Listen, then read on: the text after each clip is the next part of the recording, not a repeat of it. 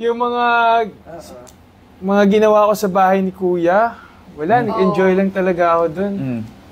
Pero wala, mas nangibabaw yung na-miss ko kayo eh. Promise. Yun talaga. At etong tanong.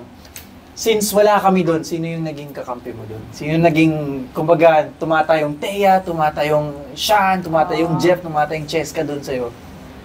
Siguro yung masasabi kong tumatayong... Oo. Sabi ko tumatayo. Name drop na pre. Nalilito ako eh. Ano yung tumatayo? Bakit may tumatayo?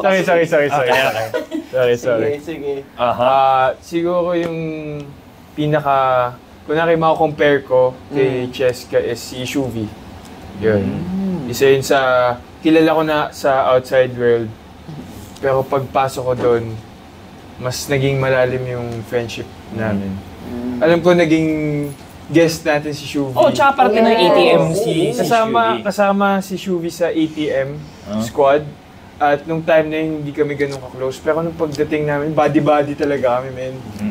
As in, pag may problema, nandyan kami para sa isa't isa malala, bro. Tapos, siguro yung masasabi kong dalawang guy ko naman na body-body din.